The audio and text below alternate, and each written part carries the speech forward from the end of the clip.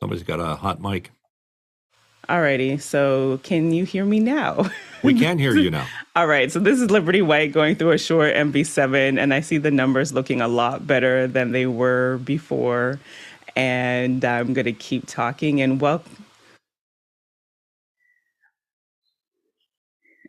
happy to see you here today, Robert. We're sidekicks today. We are. I'm looking forward to it. Great to join you. And such an esteemed panel here, too. Yes. Next, tomorrow will be an august panel.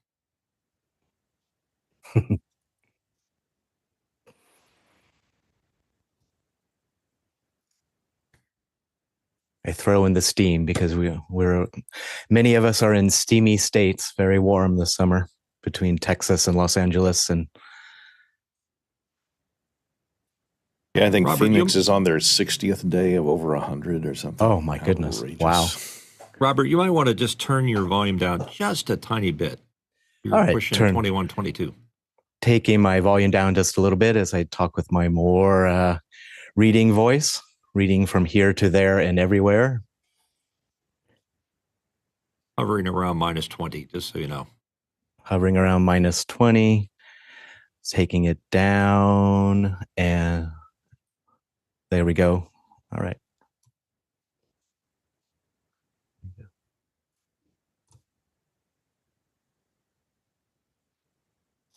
In. All right. So what we have going today, I'm your reader for the day. Our host is Liberty White. RFI documenter is Gordon Lake, question manager, and the slate went away. All right. Oh, Robert, just so you know, generally not reading the slate these days. Oh, all right. I heard it reading. I know I've been reading it, and all of a sudden somebody said, we don't do that anymore. Okay.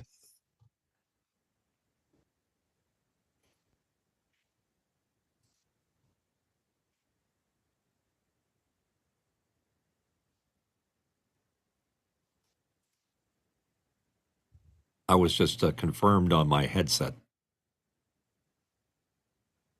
Policy so updated.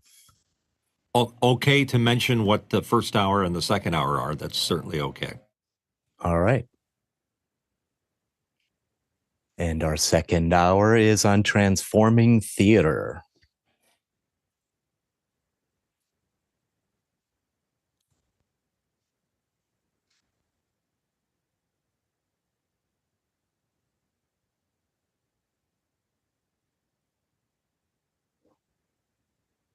And would it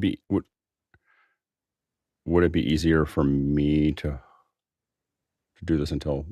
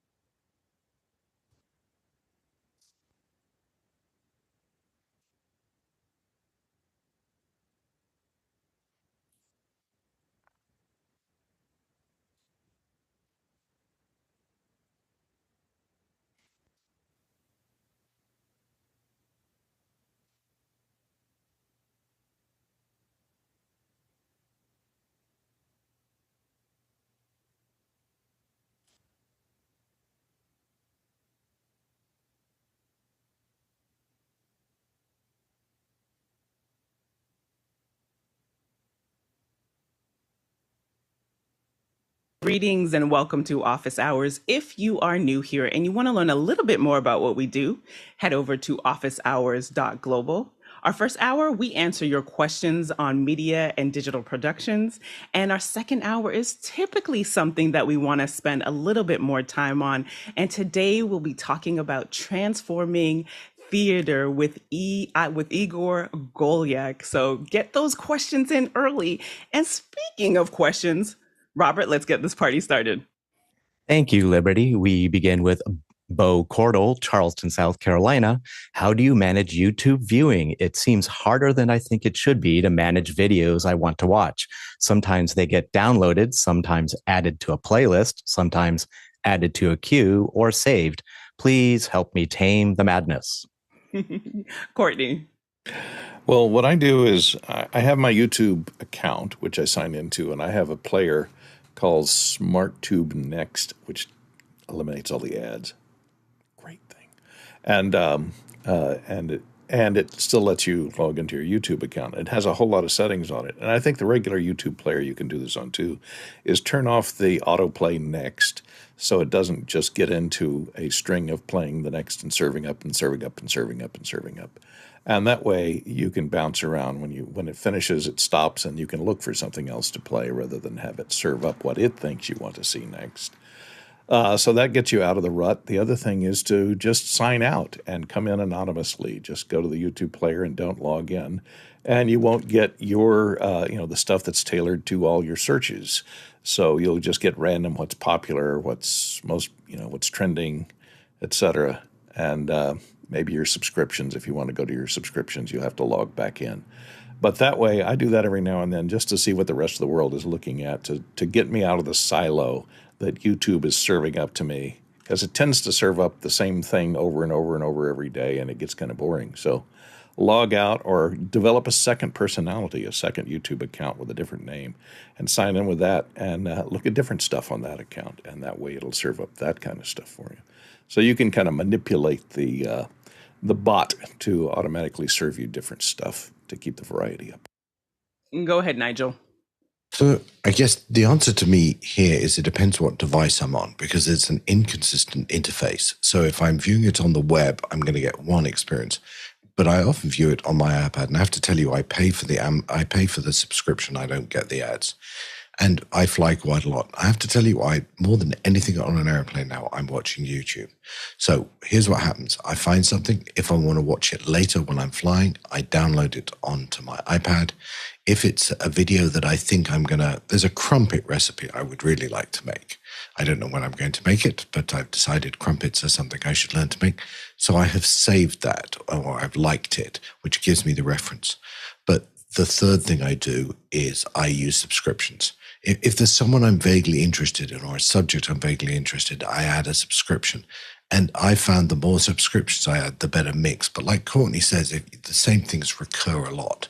So it depends on the device. I download to my iPad, I watch and save online or on the TV. Go ahead, Alex. Yeah, probably about 80% of my viewing is YouTube at this point. I mean, so I watch most of what I watch on YouTube. And I don't mean YouTube TV. That's the other 15%. And then there's like 5% of my viewing is done on some of the other streamers.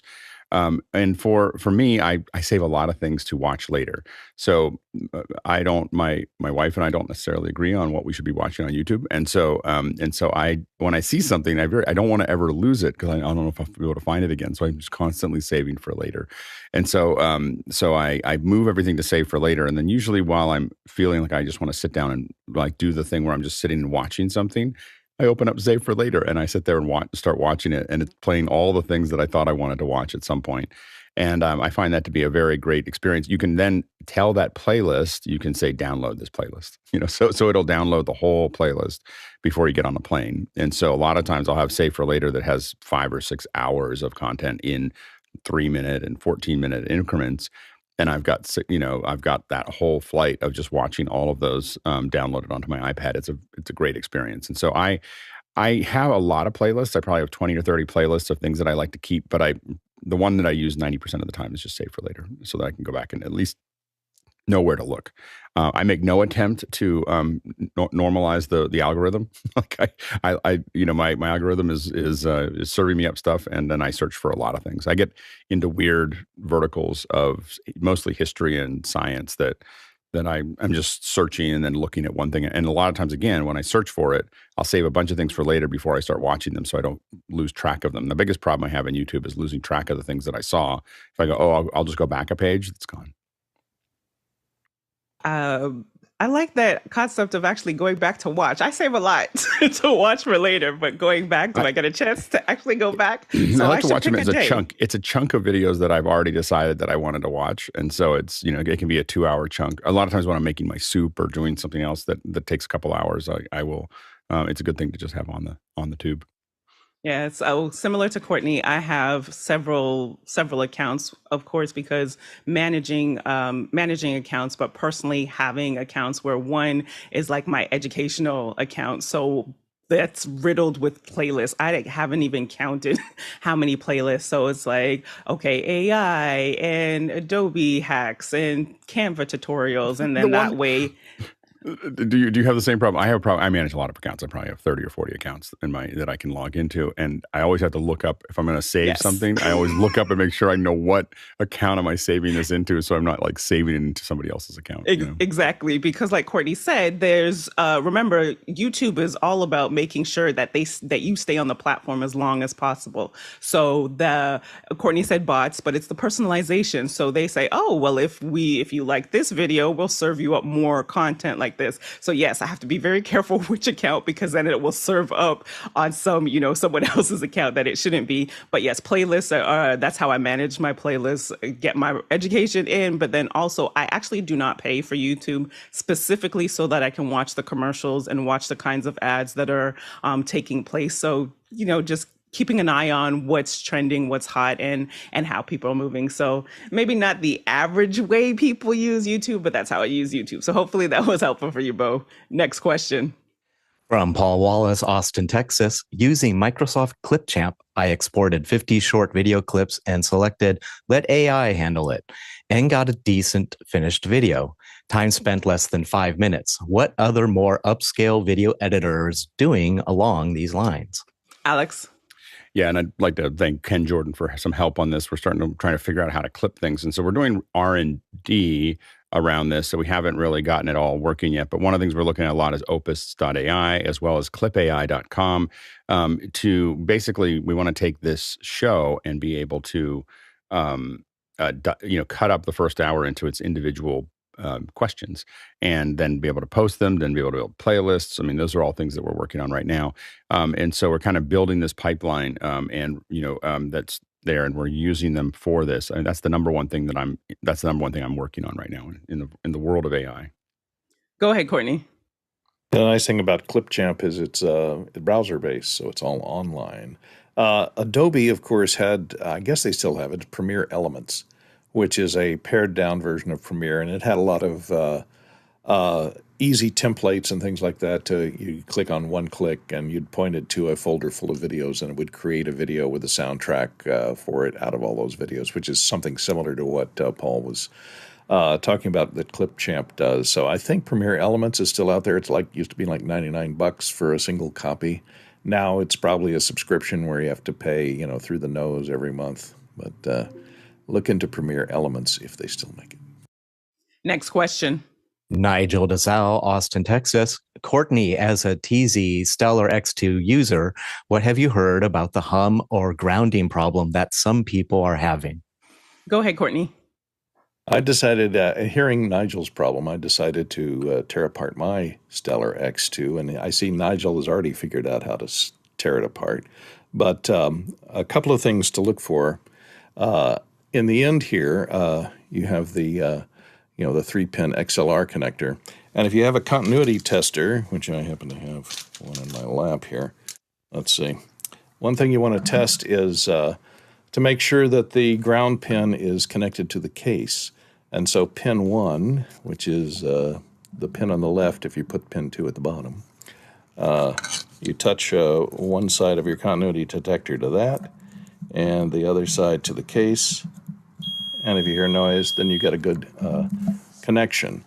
The problem is, to open these, they have a screw-on cap at the end, which you just unscrew here. And the Stellar X2 is a little bit different than many. This is a very common case design. It's copied after the Neumann. there's this locking collar, which is made out of brass or nickel-plated brass. And you can see the problem, I think, stems from the fact that this is powder-coated. The finish on this microphone is powder-coated. And you'll notice that here, I can maybe demonstrate this. Where does that stuff? The inside of this locking ring, the threads, which are on here, are not powder-coated, but the outside is. And the powder coating is not conductive. No conductive. So the problem is, in order for the ground, when you take the sleeve off, and the sleeve on the Stellar is made of steel, as opposed to the rest of the microphone's construction, like the end cap is nickel, but this particular piece is steel, tested it with a magnet. And the problem is when they did the coating on this, and inside, I'll point this out, inside there's two boards. There's the power supply board, and then there's the preamp, which the preamp is high-gain preamp, a FET preamp that amplifies the capsule, which is up top here in the top part of the microphone, sealed off, thankfully, and it goes through here. So if your body, which conducts hum very well, it's picking up from the wires in your house, get close to this without any shielding, you're going to pick up hum in the amplifier. So technically, this is designed to prevent that hum from reaching the preamp. The problem is when they powder coated these things, they coated the inside and the outside, which makes it insulated from the rest of the case. So what they did is they ground down just the edge here, and there's a notch on one side here. And if you look at the notch at the very end, they've ground the coating off the inside of the notch. And so that notch has to fit into a little tab at the top here. And that's the only place that it actually contacts the rest of the grounded area. This part is grounded. These supports here that hold the preamps are grounded, and the capsule itself is grounded. But this is floating and exposed to EMI unless it's got a grounded cover. So when you slide this on and fit it in there, if that tab doesn't fit all the way in, or if there's some, I don't know if you can see it, there's some Loctite on a screw there right at the base of that tab. And if they got a little generous with the Loctite and it overlaps up onto the tab, it may prevent the only place that does electrical connection, which is inside this little notch here, from reaching the cover. So then the cover will be floating because the base here is floating. There's a gap around the end there. And this, when you screw this on, I've sanded mine down a little bit. The coating sometimes overlaps the lip of this so that this, which holds the cover, the tube on tight, wasn't making electrical contact with the tube itself because the coating was insulating it from electrical contact. So I think that may be the cause of some of the hum in some of them, because if they're not screwed down tight enough, or that if they got a little liberal with the Loctite and it overlapped the area where it contacts the tube, it's not grounding the steel tube. And if that tube is not grounded, it's floating, then if you touch it, you're going to conduct your hum to the grounding tube, and it's going to feed into the preamp and give you hum, hum, hum. There's very little way to test it, since all the outside of the mic is powder coated. It's insulated, so you can't just test. Let's see, test the end here to any part of it. It's not going to show us continuity, whereas that will. There's no place on the microphone you can test to see if that's grounded, because once you assemble it, all the exposed parts are inaccessible. So it's kind of tough. You might grind off a little piece here. Anyway, so that's my explanation, and I'm sticking with it. TechZone might be able to fix it somehow. They might be able to put a piece of copper or something around the inside there to make better contact between the internal part and the outside part of the microphone itself. Nigel was like doing the celebration. He was applauding. Yes, Nigel, did that answer? answer? I think yes. I mean, it's given me some things to try. It's an amazing answer. Amazing answer. Thank you. Go ahead, Mitchell. I'm just gobsmacked. I don't know what to say after hearing Nigel do an autopsy on his microphone, but that was Courtney, awesome. One other thing you can try that sometimes is just a tiny bit faster is try a different XLR cable. If for some reason pin 1 on the connectors are not properly seated or there's a cold solder joint, it could exacerbate that problem all the way up to the microphone itself. So try a different connector, a good one, maybe a Star Quad with Neutrik connectors on it. That might be a quick fix. Just any other XLR you have floating around, see if that helps. Sometimes lifting the ground on one end or the other will sometimes fix the problem too. Ground loops are very strange. They don't always follow the laws of physics, so have fun with that. Courtney? Yeah, one thing I forgot to mention is the grounding lug. On all XLR connectors, there's 3 pins, and usually pin 1 is the ground, which is attached to the shield on the cable, as Mitch was saying. But the case of the XLR connector is usually a separate ground, and there's a lug inside, and you can see it if you look inside the microphone. You can see that there's a little wire that runs between the grounding lug and the pin 1. And so make sure that wire is there. And the second thing is there's a grub screw that attaches this internal XLR connector to the metal base here. And that grub screw is the electrical connection between ground and the case. So if that grub screw is loose, or if you can stick your finger in here and wiggle, and you feel any wiggle in those pins, that means the grub screw is loose and it's not a good ground. So, and you can see the screw is, I don't know if you can see it, but it's right there. And it may be reverse threaded, so you may have to turn it clockwise to back it out, which tightens it into the case, and counterclockwise screws it in, which disconnects it from the case. So make sure the grub screw is tight, because that's the main connection between the case and pin 1 and the ground. And Alex. I only want to correct one thing. The ground is always following the laws of physics. It just may not be following our understanding of them. So, anyway. Next question. From Richard Bowman, Defiance, Ohio. How can we cost effectively mic a 24 by 20 conference room for Zoom and Teams meetings? We've had complaints from remote participants about the Jabra 810 that is currently in place. 2 Jabra 710s, 4 to 6 hardware mics with mixer? Go ahead, Alex.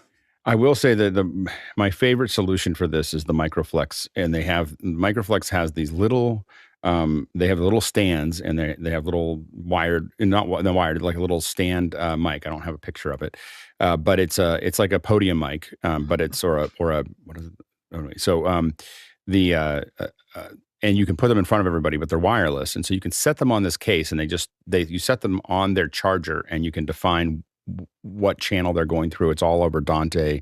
It's wireless to an access point, which then just provides Dante over Ethernet back to your mixer. You can do auto mix at that point. You can just set these down in front of everybody and let them there's a button on them that lets them mute and unmute. And it's just, you're throwing them together. If you really care about sound, it makes a huge difference. You can also I think that Microflex also makes one that you can kind of tuck into people's pockets. That's not the most cost-effective way to do it, but it makes it just go away. Like it just, I just have to say that it's thousands of dollars to do that. It makes it go away. Otherwise, I would go to hardwired mic. The cheapest way to do this is SM58s. You may not want to do that. Or you could do boundary mics, that are just like little flat, a lot of people, MXL makes some that you can put down around in front of people that could be wired. But the big thing there is having some kind of auto mixer. So a Dugan auto mixer somewhere in your mixer system so that it can, not play all of those out at the same time. But getting individual mics makes a big difference. The biggest thing that will make a difference for you is treating your room. The reason they can't hear you is most likely because you have a lot of hard surfaces. You've got hard walls, you've got glass walls, you've got whiteboards, you've got all of those other things. I think that when we really think about the future of, a lot of us think about all these whiteboards and everything else. I think eventually we're going to end up with conference rooms that are soft around because we really are thinking about that. with one big monitor on the end and tools like this so that everyone can do the whiteboard thing at the end of the room for everybody. We don't have to stand up and keep on using, go back to the caveman thing, and cavewoman thing of drawing on the walls. So I think that is where we're probably going, but treating the room would make a huge difference. You probably can't because everyone thinks they look pretty and they don't care about how they sound. Jason? Yeah, +1 on that solution. I did that at a law firm, and total cost was maybe $22,000 for video and audio and sound treatment. But oh boy, is it beautiful! And for our producers, thank you for the questions that you submitted so far. You can share your questions at any point in time. And remember to vote up or down on the questions that you want to see, because the show is driven by you. Next question. From Douglas Carmichael, Amazon is taking return to office to a new level by insisting employees return to a specific hub office in a specific city, even if approved to be in the remote in the past. Is this a move out of desperation, or are there real benefits? Go ahead, Alex. Well, I think companies think that there are real benefits. I don't know. I mean, I think that there's definitely something about being in the same room with everybody that allows you to work with other folks and brainstorm. And I think that periodically getting together, the question is, do you need that every day? And I think that that's the question. The companies that I know that have been remote since long before COVID have kind of built patterns into, they'll get together once a week as an office. They'll get, with people in the same area, or maybe once a month, and once a quarter, they might go regionally. And then once or twice a year, they get together as a whole company. But a lot of them are all working remotely. And these are companies that were designed to be remote from day one. And this has usually happened before COVID. And they've gotten into that. And then they have lots and lots of video conferencing like this, And so I think that it's just a matter of companies not really knowing how to do that. It makes them, nervous about those things. The problem really is that the employees that don't want to come back, and I've talked to a lot of my friends who are considering leaving a good paying job that they love because of return to office. That is a crazy math. That is crazy math. That should terrify companies. High performing employees who love what they do and are getting paid well are thinking about leaving your company for lower paying jobs because they don't want to drive to the office and they don't want to come back, or they don't want to leave where they live now. And that is a huge opportunity for startups. It's a huge opportunity for smaller companies. And so what you're going to see is some of your higher performing over the next 5 years, if companies don't reorganize their return to office, they're going to see startups, smaller companies, and aggressive large companies basically poaching all of their workers. As this technology gets better, they're going to start poaching all their workers and taking their best people and leaving them with the people that are willing to come into the office. And that's not going to be, they're not going to, it's not going to kill the company. It's just going to degrade their ability to innovate. Courtney? Yeah, I think it's Amazon's way of making sure you're still alive and haven't harnessed AI to respond to all your emails and questions automatically while you're out on the golf course playing golf all day. So I think it's their way of making sure you're involved, bringing you into the office, lets you interface with other people every now and then, and establish some type of rapport to let them know that you haven't degenerated into some basement dweller who only comes out in the middle of the night. So I think it's just something to keep you on a healthier path than becoming isolated. Keeps you out of isolation. Next question. From Eric Hers, Hartford, Connecticut. I want to use the HDMI output of a Blackmagic A10 Mini Pro and split this to 2 PCs, Windows or Mac, running OBS that will send RTMP to 2 broadcast servers each. What hardware do you recommend for this? Would this change if I use vMix? Go ahead, Courtney. Well, you could use the USB output as a webcam out of the ATEM Mini for one of them, and then take the HDMI out that's split to your monitor and run it through one of these HDMI to USB adapters. And you can get these for around $20 on Amazon. They're, not quite as high a quality as the very expensive ones that you can get from Elgato or the other converters that do HDMI to USB. These look pretty good. They do. I've used these for 1080p and no one's noticed the difference. especially if you're going to feed them through OBS or something else before streaming it out. I think it'll work fine. So something like this to come in as a webcam on your second PC, and then you can run that into OBS and then out onto the world. And Alex? Yeah, Blackmagic makes these little mini recorders that are they're like $125. You could put one on each computer, and then you would just simply need to split your HDMI out to go into those computers. Now, if I was going to do this, and I was doing this all the time, and the only thing I was doing with those PCs was to encode, I would probably still go to AWS with links. I would just have two little links, and I'd plug them in, and I'd send them to AWS, and then send them to wherever I want. So I think that's where I'd probably lean towards, because it's a lot simpler and it'll just work. But if you do want to use these machines, then I would spend get these little mini recorders. They're going to deliver. There's a variety of different ones that are USB-C or Thunderbolts. You got to pay attention to what those are. But those will take that feed in, and then all you got to do is split that HDMI with whatever you'd like. Also remember that you could use the RTMP out of the Pro into something like Restream, and then just simply send it to two different places as well if you're doing RTMP. So Restream, or send it to AWS and do it. But either way, those would also do it in the cloud.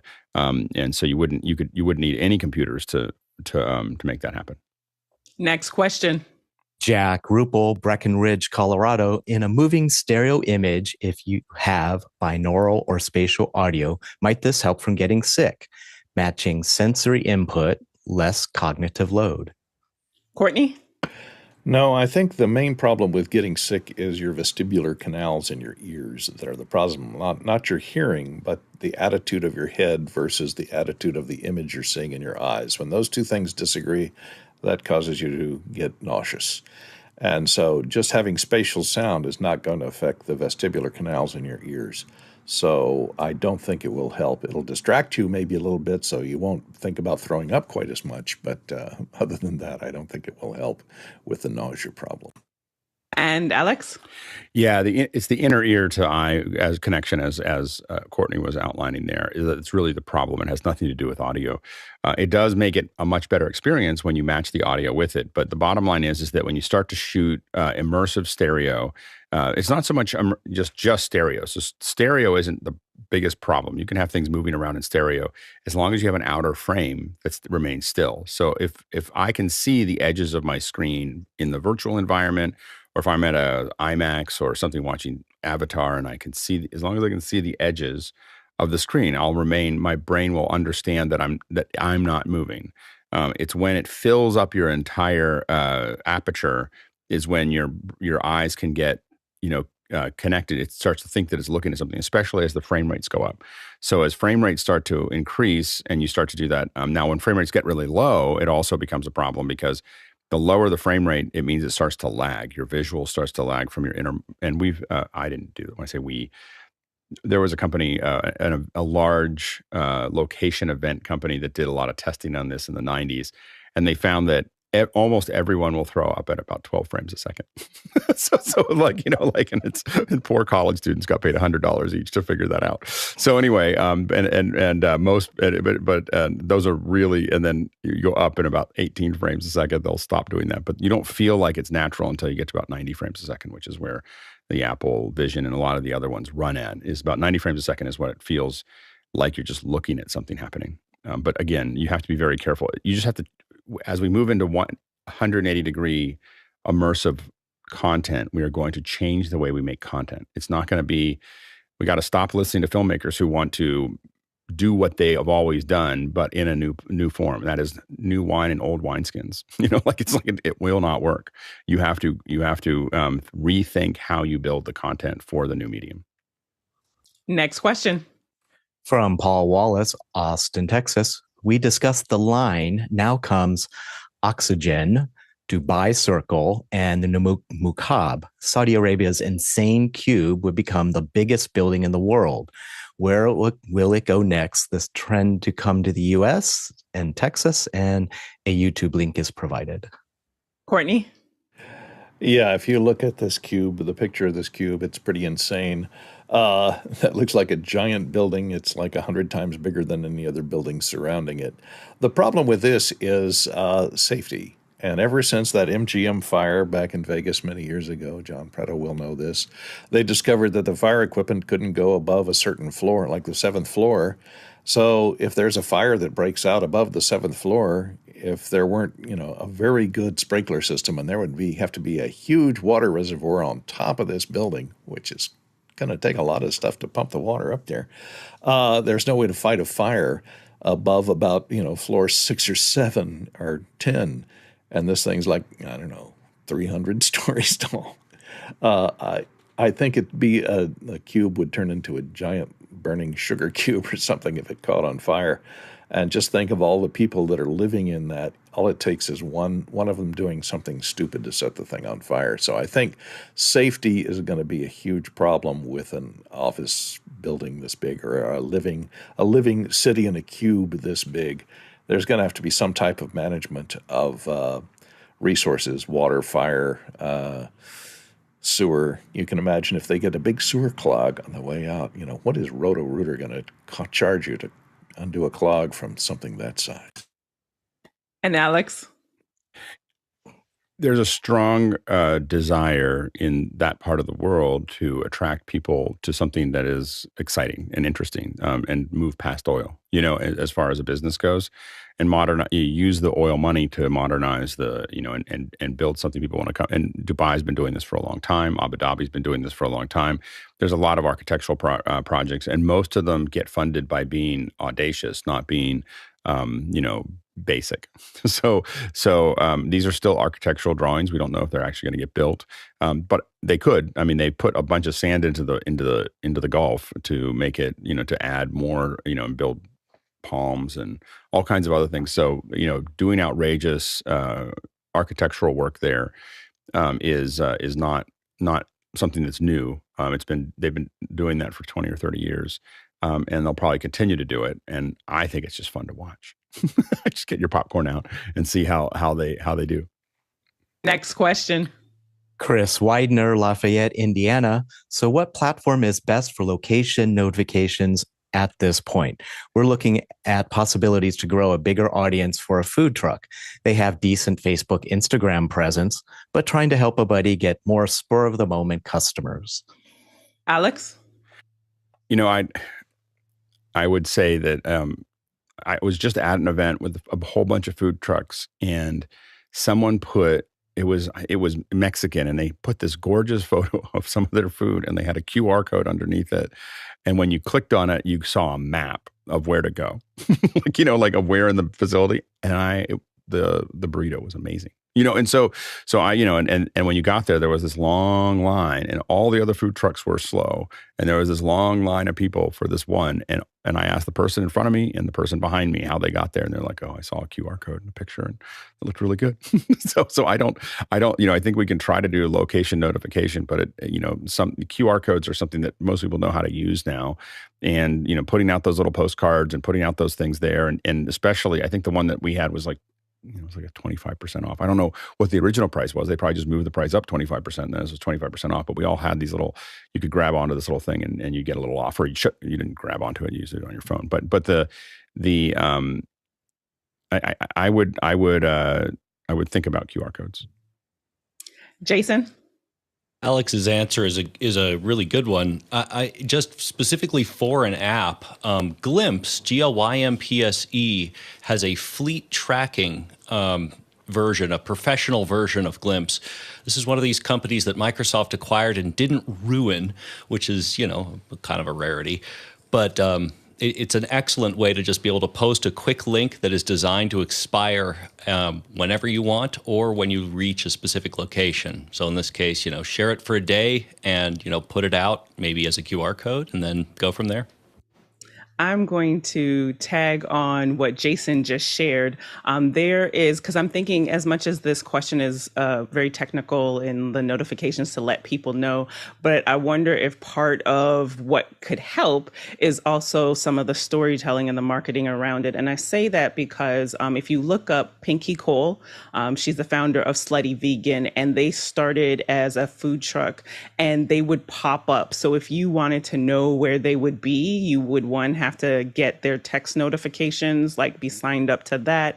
And just the story of you never know, it could be at certain time of day or night. So just the anticipation and the scarcity that comes around that, just wanting to add that as possibly something that could work to help, to Jason's point with the QR code, and like it disappears after a period of time, and just building some of that could be something helpful as a part of their storytelling and marketing. Next question. From Jack Ruppel, Breckenridge, Colorado. When is 3D content just a gimmick, and when is it necessary? Jason? From a cinematic perspective, I would say it's almost never necessary. From a practical point, USDZ and, will it fit in my space? I'd say it's very, very handy and only going to become more prevalent. And Courtney? And when you're talking about 3D content, I assume you're talking about stereo vision, which is a left eye, right eye situation where you're serving an offset image to each eye. And it is a gimmick. It was proven to be a gimmick the 4 times that it's gone into the entertainment industry and disappeared within about a year or two.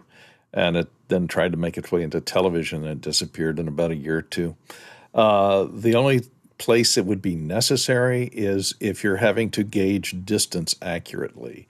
So, and within about 10 feet. So surgeons that are doing remote surgery, where they have to, determine where the scalpel is versus where the artery is, they need 3D vision for that. If they're operating a robotic surgeon, it's definitely necessary for that to note your depth perception is only good if you have stereo vision.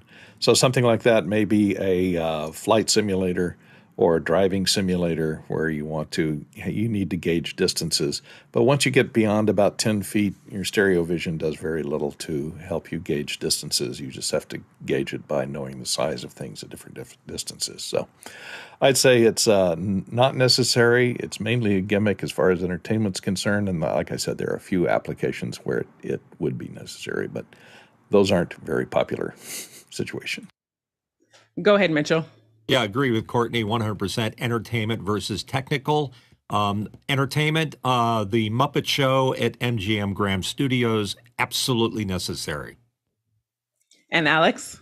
I mean, I think that there's a lot of times when I think that when we don't do real stereo, when we start cutting things out and putting them on cards, I think it's a gimmick. It's always a gimmick. When we are creating something that really gives you an immersive experience, it's has a pretty dramatic effect on how things feel when it's done well.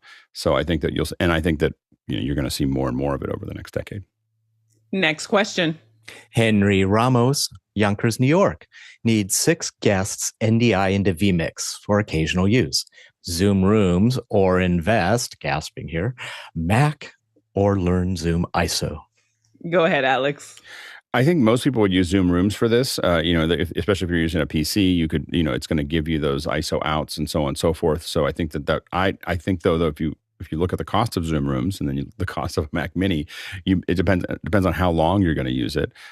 You may end up evening that out at some point. Of course, I would do probably Zoom. I would do it with a Mac Mini, but I think a lot of people here would use Zoom Rooms for that. Next question. Jack Ruppel, Breckenridge, Colorado. Have any of you seen Oppenheimer yet? Can you comment on the audio? Go ahead, Nigel. Yes, we have seen Oppenheimer. We saw it at IMAX, not the fancy 1570 or whatever. It's just digital IMAX. It's a great movie. Thoroughly recommend it. Specifically to the sound, I know sometimes we worry that we can't hear the dialogue in his movies. I heard every piece of dialogue that I know of. The music does get very loud at some points. For some reason, the only thing I can really remember is a lot of staccato violins were playing often. But the rest of it I didn't really notice because I was so engrossed. And this is a reminder for our producers that you could submit and vote on questions at any time during the show. Next question. From Paul Wallace, Austin, Texas. What is the Fediverse, and will Threads make or break it? How does this work? And how does Threads lose half of its users already? Alex? I don't think they should have necessarily been so bullish on publishing all their numbers on the way out. That's all that happened here. Is you saw a big surge. The reason that you saw so many people go in is because they already had Instagram, and they attached threads to Instagram. This is Meta. Attached threads to Instagram. So people like me jumped, downloaded threads, made sure that we protected our handle, and then deleted it.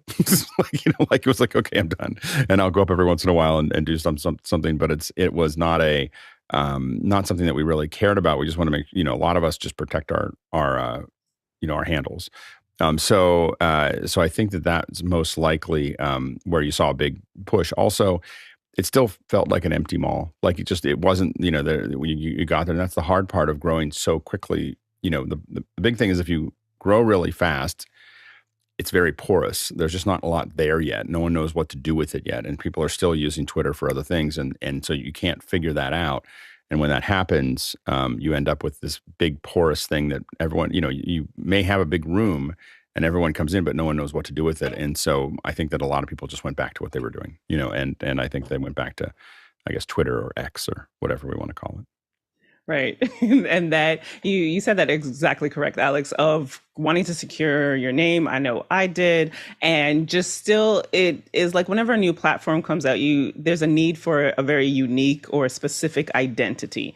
And with Threads, while it's paired with Instagram, so you do have people that would, from Instagram would follow you over. I got a lot of different people, but it's still thinking through, well, how am I going to use this platform? How is it going to be different than what I've done in other areas? And that part, a lot of people were still trying to figure out. Now, the benefit of Threads was not necessarily having the bots. That's the concern in all these platforms, is the bots and the spam that happens from that. So yes, so people have gone back to the regularly scheduled programs. However, I've seen that, Threads is taking user feedback really well. And so we'll see as new features come in how that will happen. And with anything new, it's like there's this uptick and then it balances out once the true core users really get a handle on it. And I don't know that Threads necessarily has that yet. So we'll see where that goes. And to your initial question with the Fediverse, I would have to defer to someone else on that because I know what it is and how it works, but more so to articulate it in a way that makes the most sense. So hopefully Alex could do that. Alex?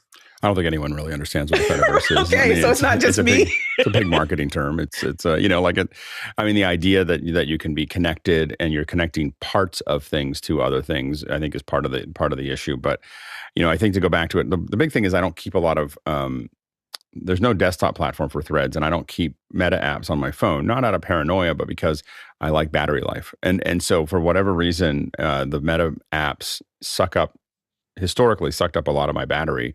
And when I found that when I took it off, I could last for a day and a half, sometimes 2 days without a charge on my phone. And so, and before it was like 8 hours with all their apps on it. So I have, that's the reason I don't really keep their apps on my phone. So if something doesn't have a desktop version, I don't use it because it's using up a lot of bandwidth, or a lot of battery power. Go ahead, John. The Fediverse is an attempt at all the little social networks to federate user data.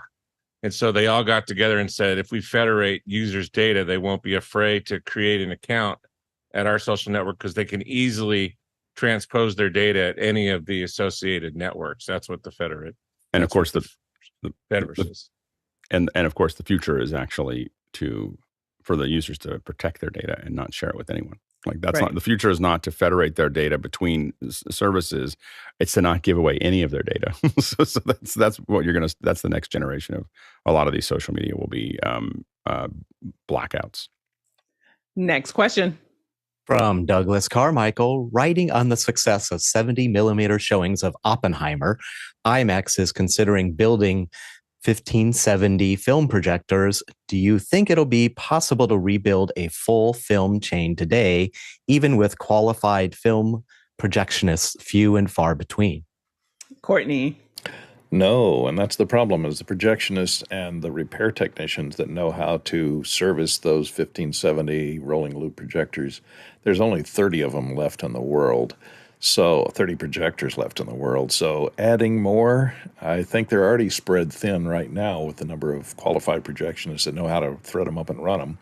And the problem with those projectors also is the prints. For a theatrical movie that is, 2 or 3 hours long, that costs you $30,000 to $40,000 for a single print. So that's a very expensive method. And now the studios have gotten used to shipping, their movies around on a $150 hard drive. It's kind of hard to go back to the $30,000 per print, which can only be shown in one theater versus putting it on a server where it can be shown on 7 screens in a multiplex at the same time with just one hard copy, with one hard drive that you have to ship. So as far as a distribution media, it's awful. It's not a positive thing. They lose money on them. So I don't think there's going to be the popularity of Oppenheimer is not going to cause a resurgence in 1570 projection installations. It's too expensive, too small an audience, and too hard to maintain. Mitchell? Yeah, Courtney's exactly right. I think we have to say goodbye to it at some point. It's just a fading technology. It's sort of like running a radio station on vinyl records only. I was talking to Penn Ketchum, who owns Penn Theaters in and around this area. They're all IMAX theaters. And Penn kind of laughed a little bit when I asked, what about a new 70 millimeter facility? And he said he'd have to sell an awful lot of popcorn to make that work. And Alex? Yeah, so the Oppenheimer is sold out every showing at the 1570 theaters. Every single showing. Like in the movie world, that almost never exists. And if you have the big directors, willing to do 4 or 5 movies a year. So if you get Denny and Nolan and a couple more to put together a movie a year, a movie every other year, you get these and make them events. They're probably more viable than most other theaters because we're not really, those theaters, they're not going to make thousands of these, but going to 60 theaters or 90 theaters. So the math is that they pay off the print in probably 2 or 3 days, when it's sold out like that. And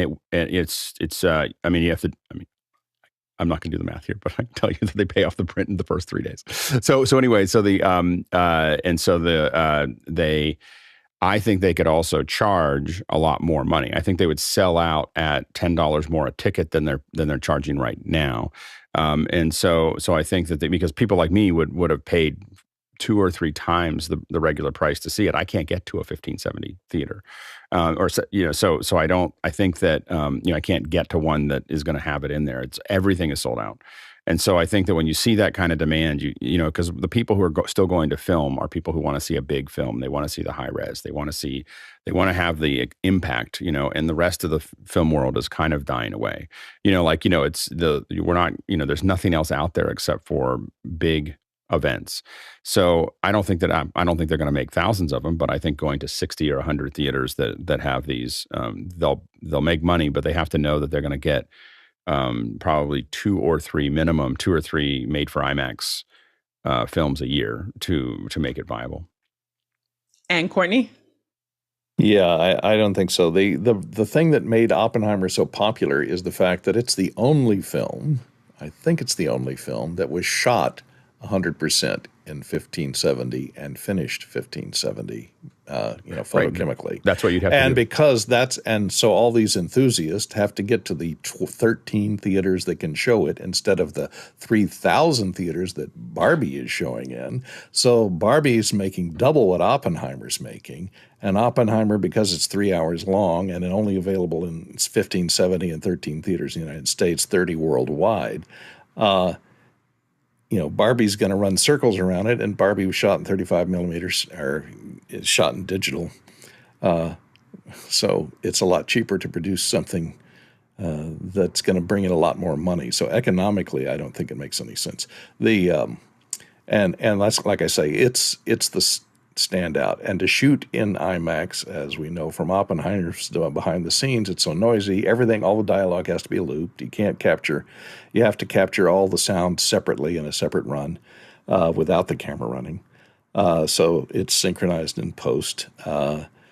So there's a million problems of shooting in IMAX. The loads, if the loads are only 1.5 minutes to 2 minutes long, you can't do any long takes, et cetera, et cetera, et cetera.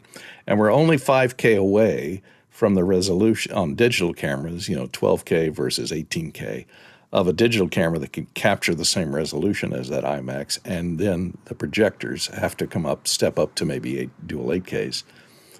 To achieve the same resolution and projection. And you don't really notice the difference in projection after about 4K. In most theater goers can't see the difference. Well, only an IMAX screen, but like I say, I'm not saying this is going to take over they're not the building world. any more 7-story tall theaters. I know, but but the thing is, they have expensive. 7-story tall theaters that aren't being utilized. I don't think that this is taking over the world, but I think that the theaters that do it are profitable enough. It wouldn't take very many for them to, if they added 30 on or this 60. one movie. How much did Inception bring in? It was available in 1570. I don't know. Look back. But I think the difference is that how they much market did Dunkirk bring in? Did it break any records? But they no. You could get seats to that one. But the difference is that they started marketing the 1570. So that in the past they have not. They've not marketed. They've said made for IMAX, but they didn't start marketing 1570 until Oppenheimer. And they found that there is again, it's not that it takes over the world. It's not going to change the gross. The main thing is that it is those theaters, I think, are profitable enough to make it worth having more of them. Not significantly more, probably no more than 100, but they're just printing money. Like just money is just coming out the back of those theaters like a printing press. So it makes sense to have more printing presses of money. It doesn't. At some point, you would saturate the demand pretty quickly. But what's proven is the fact that they sold out. Anytime you see something sell out, you know that you don't have enough of it. Like as soon as it sell out before the movie run started, all of the showings were sold out. That means that the supply and demand are not lined up correctly. And so you can either increase the price a lot or increase the supply a lot or a little bit of both. But when you see that, anytime you see that, you're like, oh, I left a lot of money on the table. And so that's the math is just that you have to, they'll just do the math and figure out whether it makes sense to add. I mean, I think it'll be to the major markets, the New Yorks, the San Franciscos, the LAs. I mean, they could put 2 more, 1570s into San Francisco, in the Bay Area, into LA or whatever, and they'd sell those out too. And now that people have seen them and they're kind of part of that, that's part of the culture. Again, it's not everyone, but if 1% of the viewing public wants to see 1570, it'll sell out, hundreds of theaters around the world. If only 1% is interested. So that's the math. It's the math. It's the individual math of the theaters that makes it worth it. In LA, in LA, in the Chinese theater, the main big theater, it's now an IMAX theater. They carved out the basement and made the tall screen because it wasn't 7-story tall building. They had to dig into the ground. It has dual digital 4K projectors. The 1570 projector they moved to Theater 5, which is upstairs, which is about a third the size of the main theater. So that's why it's selling out. And Mitchell. Yeah, I agree with everything everybody was saying, except just keep in mind the geographical separation. I live in a small town in the mid-Atlantic region of the U.S. We just don't have enough enthusiasts to maintain. I think they wouldn't do it there. 170 millimeter in King of Prussia. But the thing is, they wouldn't do it there. The guy that has the Penn Cinemas, he has Christie digital projectors, and that's fine for about 70 or 80% of the people. But all you need is 1%. Well, you just need 1% interested in this, and you sell out those theaters. That's the difference. Next Just question. for this movie. From Paul Wallace, Austin, Texas, writes, would you join Be My Eyes? I did, which is the free app that connects blind and low vision people with sighted volunteers, and company representatives visually assist through a live video call. Link provided, BeMyEyes.com. Alex? I think people should check this out. I think that there's a lot of really interesting ways that we can assist. One of the things, Be My Eyes is a great example. One of the things that we worked on with Google was a program to bring parts of the world to people who were couldn't leave their home, for a variety of reasons. And it was a great experience as well. So there's a lot of different ways we can do that. I think Be My Eyes is a great example. So I would highly recommend it. Next question. Hakan Force, Stockholm, Sweden. What are your thoughts on using NDI audio over Dante? Mitchell? I have to admit that I'm completely baffled by this question because I can't imagine wanting to do NDI over Dante. I'm sure there's a reason for it. I'm sure somebody smarter can comment on it, but I'm trying to figure out why you would want to do that. So that I can't get past that. My apologies. Alex? I would never do that. Never is a big word.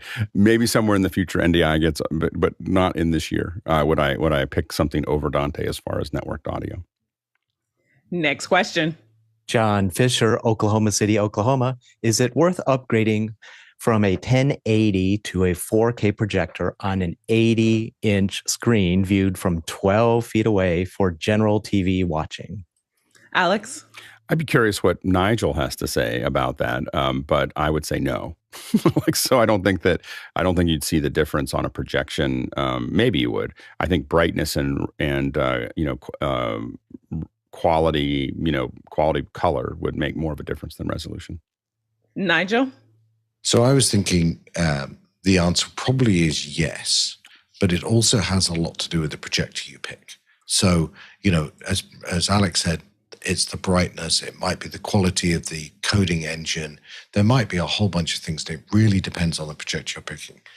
I would tell you mostly when we're putting in a 4 or 8K projector, some very nice 8K projectors, if you have $40,000, then, we're talking 110, 114 inches typically. It also depends a lot on the screen. So I think if you're going at the low end, you probably won't see a lot of difference. If you're going to the medium or the high end with a brighter projector, with a better processor in it, you probably will see a difference. Alex? And I think at 80 inches, I guess what I would say is that there's a lot of really good 80-inch TVs. 85-inch TVs now are $2,000 each. Like, I don't know if I was going to anything bigger than 85 inches, I'm thinking about a projector, and I tested it, and Nigel and I have been talking about that. And so over 85 inches, I would think about a projector. At 85 inches or less, I'd buy a TV. I think that would be my response there. And Courtney? Yeah, I was going to say basically the same thing that Alex said. A 85-inch TV is going to be a better bet because you could watch it in daylight hours. Projector, you're going to need to darken the room. So you're going to need to put shades in all the windows to get the room dark enough to get the contrast ratio up to where it's anywhere near what that monitor can give you. That's going to be your biggest problem, not the resolution of the projection. And, there's not any 8K content around right now and a limited amount of 4K content. You got to pay extra for that. And then just pulling in a quick comment from our producers, Mickey says, not really, but if the budget permits, why not? Next question. From Charles Lopez Waterman, Brevard, North Carolina. Interesting discovery. My MacBook Pro is charging by my USB ATEM connection. Should I be afraid? Alex. Yeah, this is just the nature of if something's getting power and something isn't. It's the way USB-C works. So it says, "Oh, I can give you a little power." You shouldn't be. It probably isn't very much power, but it could be sending it power there. It's kind of a cascade of how USB operates. Oh, thank you so much to our producers so far for all of your great questions as we prepare to make our transition to the top of the hour as we talk about the transformation of theater. So this is the great opportunity for you to submit your questions and, of course, also to vote up and down on the questions that you want us to ask. And I see that we have Igor Golyak with us this morning. Thank you so much, Igor. How are you? I'm great. Thank you so much. I'm very excited to be here. Long-time follower and geek. Pardo, you're one of us. You're one of us. And now you're the producing artistic director at Arlekin Players Theater. And can you talk through really quickly, because I know that you have some things that you actually want to show us as well. And I want to make sure that we give you ample time for that. But where did Arlekin Players, where did that begin? It began in Boston as a kind of a hideaway in the middle of a town called Needham. It began as a theater studio where I taught adult actors or adult education with theater, and I joke about it. There's like a Russian submarine off the coast of New England that has surfaced. But we've been here for 10 years, and not until the pandemic has the New York Times came to see our shows. So not many people. We also have a rating on TripAdvisor in Needham. And we are number 2 in Needham in terms of best things to see after a gas station. So it's an exciting town. And speaking of the New York Times, and just even the topic of this hour is about transforming theater. And that's exactly what you've done with the use of NDI and bird dogs and all of the things we talk about every day to bring these experiences, revolutionize them. Can you talk about what happened during the pandemic and how you got to where you are today? Sure. So we started with... we were doing shows, and we have a 55-seat black box theater, and we were doing shows, and we had plans and the season, and of course, life takes its own turn, and all of that had gone away. I believe in March 2019, and I started thinking about what do I do now, and. My approach to theater has been, or to creation has been, not to, I've heard this conversation about IMAX and how much people are making. Unfortunately, I'm a nonprofit, or fortunately, and the making part is a little bit secondary to what I'm trying to do. And I'm on the... I haven't seen Oppenheimer, but I think that would be of interest to me. So when we closed down the theater, my partner and I, she's an actress, and we basically put our baby to bed in the bedroom and a dog in the other room, and created a show based on a show that we did in person. And the show was called State versus Natasha Banina, and it's about a girl who commits a crime of passion. I actually would love to share some slides if possible. Yes, most definitely. We're looking forward to it. Sure. I believe I'm sharing screen right now. Okay, you're good to go. Awesome. So you can see this is in our home, and when we did the in-person show, it was very successful. It went to many festivals around the world, and when we created, I decided to create as if it's happening in a jail cell, and because she committed a crime of passion, she's addressing the audience and trying to plead for her case, and. We were about to open the show, and I understood that everything has to be scraped and scratched and put away, because it doesn't work, because you can't just translate theater into something that's virtual, right? So what I figured out that one needs to do is to create a production that makes sense in the environment, that is created for the environment. And that's part of the schooling. When I go into a theater house, I try to figure out what's the best way to infect audience, specifically in this space. It's called site-specific theater, and I think all theater is site-specific. Therefore, if you're doing a show at a train station and it's outside, what's the best way to affect audience there versus a theater that holds 1,000 people versus a theater that holds 500 people, and so forth, and the architecture of the theater. So with this same approach, I try to figure out what are the advantages of being on Zoom. Right? What is something that I can't do in person?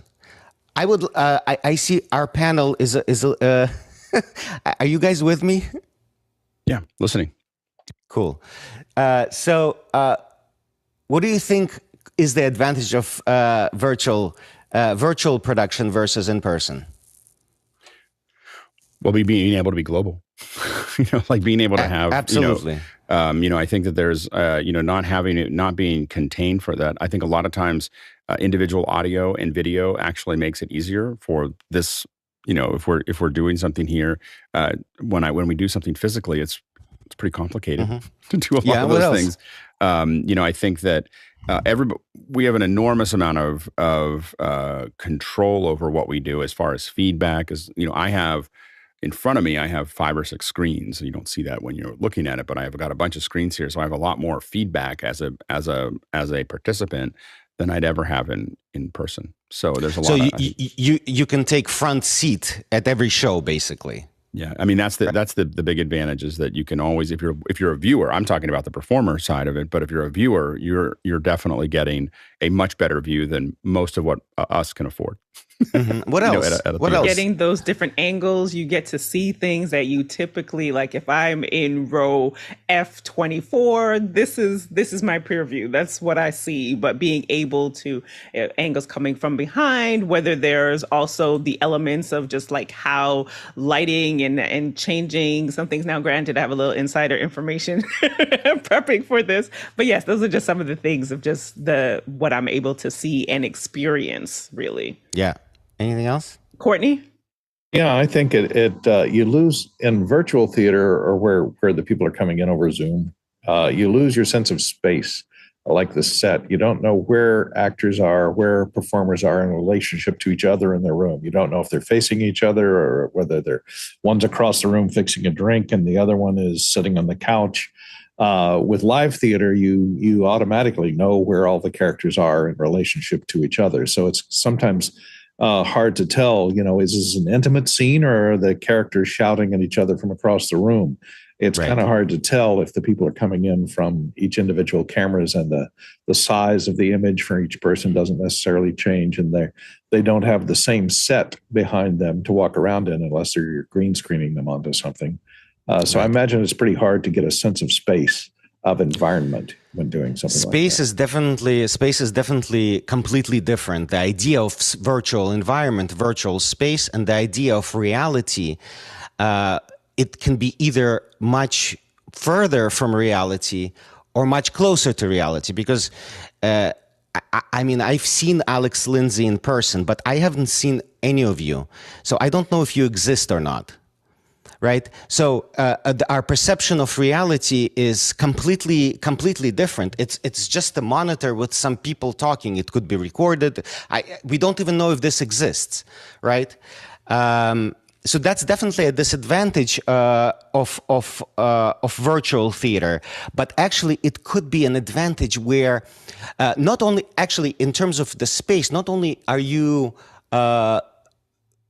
more separated from the environment in which the audience, the performers are in, but you're also separated from the audience, because the experience of being in the theater and having heartbeats at the same time in the most beautiful moments in live theater is very difficult to do virtually. But I think this could be used as an advantage as well, and there's ways to get there using tech because ultimately, how much money it makes, whether it makes a lot of money or a lot of money, is something that, again, I'm not as interested in, but what I am interested in is the heartbeats. So what I would like to talk about is how to get the heartbeats there, and hopefully with investment or whatever, once the heartbeats are there, it can go wider. I think one of the things that one of the advantages of virtual theater is also not just reach but also access. When I have a person that's that can't afford to go to a show downtown Boston with parking, with $200 tickets, with babysitter, and so forth. So I have a person that's here in a town that's right next door, and a person that's in Australia at the same time, and they're sharing the same experience. Also, in live theater, what's interesting is that you start to identify yourself with the character that you're portraying, right? And so it's difficult to do in virtual theater because it's just on a screen, on a two-dimensional screen. So how do you break down that barrier? So all these questions started coming to me, and I understood that you have to solve them. Otherwise, why not just shoot a movie, right? So the next question is, what is the difference between virtual theater and film? And some of the differences are, for example, well, the main difference is that it's live. So what does that mean? It means that performances can change. So based on the comments and the reactions that I'm getting right now, this is what I'm thinking, and this what leads me to say the next thing based on the connection that we have right now, even though it's a virtual connection, right? So being alive puts the audience feeling like there's something happening and they're at the front seat, and things can go either way. So for example, audience can make decisions or play a role, just like in video games. That's the, for next show question, what is the difference between video games and theater? But audience, in my opinion, in virtual production, need to have a role. So this is a very big difference between film. Well, in film, you're just an audience member. It's a monologue. In theater, it's a dialogue. It's always a dialogue where there has to be some sort of reaction from the people, or some sort of feedback from the people that I'm listening to. This is not possible in movies, right? Movies are pre-recorded, right? So I think, is that part of how you've been able to just in gaining in popularity and just the transformation that has taken place? Like, how are you? I'm just sharing this especially for our producers. How is it that you're able to gain more interactivity? Like, what do those elements look like for you when you're producing your shows? So, great question. Thank you so much. That will lead us to finally, I can talk about my first slide out of 77. Just kidding. So, the first slide, I don't know if you can see it. Give me a thumbs up if you can. Awesome. Not yet. Yes. Is it in? Yes? It's in present. So it's in presenter mode. So we're seeing the notes, and I'm sure you want us to see those great images that are on the slide. Well, if you can. I thought I'm sharing. Those of us on the panel are just seeing a presenter mode, the wrong screen. Yeah. Oh, I'm sorry. That's okay, because I know that just from up there we go. Okay, great. Is this better? Your business. Yes. Thank you. Okay. Sorry about that. Okay. So, so this was the first show we did, State versus Natasha. And we used the fact that, again, we're on Zoom, people are on Zoom, a ton of pandemic, a ton of Zoom meetings all the time. So we host this play, the original title of this play is Natasha's Dream. It's about a girl that commits a crime of passion. And so we use the Zoom as a virtual courtroom. So when you come into the virtual courtroom, you are first of all, you need to fill a pre-screening survey as a juror, right? And you have to qualify as a juror. And then you see me in the top left-hand corner where I explain how things will work. And even though I'm in the house, I'm wearing gloves and a mask. This was an inside joke, I guess. And then you see directions on the screen that come up that you will be voting on the guilt, on the verdict of this child, of this 16-year-old girl. And so immediately that puts you in a different state of watching because something depends on you, right? Something depends on you. So it's no longer, it's a way to catch attention. It's a way to give people roles and so forth.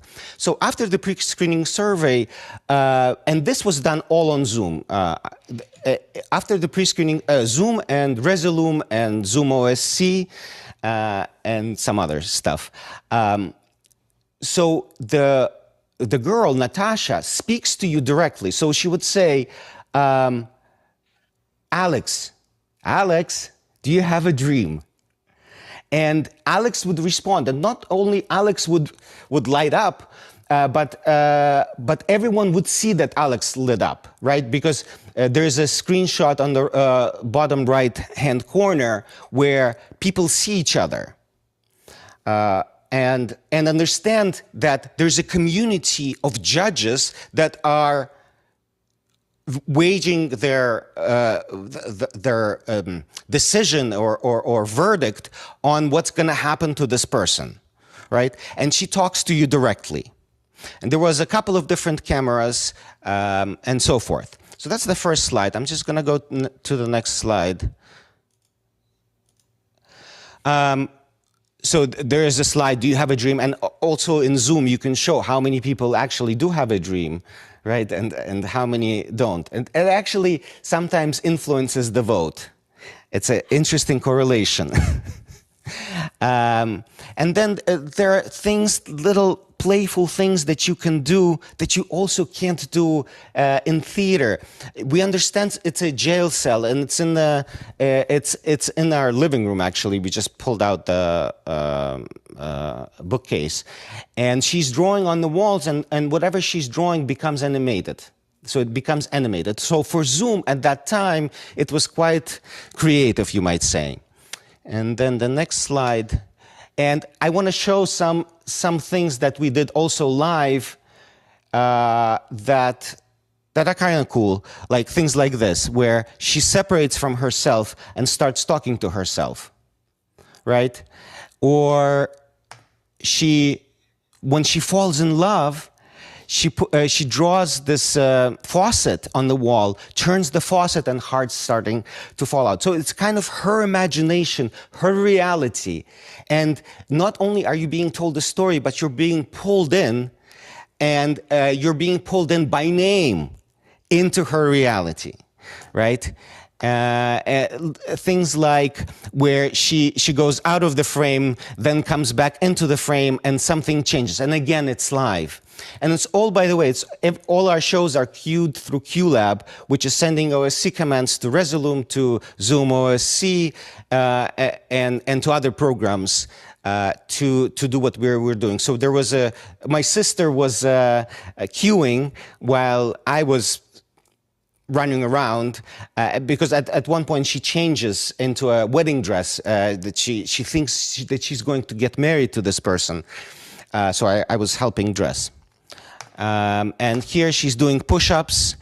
You can see again. These are tricks that are kind of unexpected and people understand that this is happening live. So they're questioning how's this happening live right now? Yeah, and then with the finger. So things like that. And at the end, they would wage their verdict, and in this case, she was guilty, and things would change based on how people voted. So you can see what we were talking about here. I hope this answers. I hope this answers the question. Yes, Courtney, we've got some questions coming in from our panelists before we get, because I see producers, thank you so much for your questions as they are stacking up, and then we'll get to those as well. Courtney? Are the performers looking into an Interatron, into a monitor that has the camera behind it through a beam splitter so that they can see the audience members and their members' names in their Zoom call, so that they can call out to individual members in the audience to get their participation? Or? So I have not found you guys yet, but we put it on our big screen TV right behind the camera. So it was like I don't know. So it's somewhere in the same eye line. Yeah, right. yeah. So she's looking and she's talking to you. Yes, it's right. It was behind the camera. It was just because it was big, she could see it. And how do you handle a situation where you have more audience members than will fit on a screen, so that we scroll, you have to scroll back and forth between the different sides? So if she wants to call out somebody that's on page 2 or something, somebody's got to take care of that. We scroll. We also and in one of these slides, there are like 13 pages. Oh, no, you can't see it here. But also we would look through, while their audience are not on screen, we would look through what are the best audience to put on. And Courtney, you would definitely qualify. Okay, guys, time for 70 more slides. Ready? And Igor, forgive me. Was there a video clip that you had also? I'm just trying to remember if that was in. If not on this. I was asked not to do a ton of videos. We sent some videos. So the advantage was that New York Times came, and Mikhail Baryshnikov came to see it, and people in 55 countries came to see it, and it went viral. There's no way that New York Times would have come to my 55-seat theater in Needham, Massachusetts, where we are ranked number 2. Right. So after that happened, it kind of blew up, and we were traveling virtually to international festivals. We were performing it all the time. We got a ton of great reviews, critics pick, and kind of put us on the map.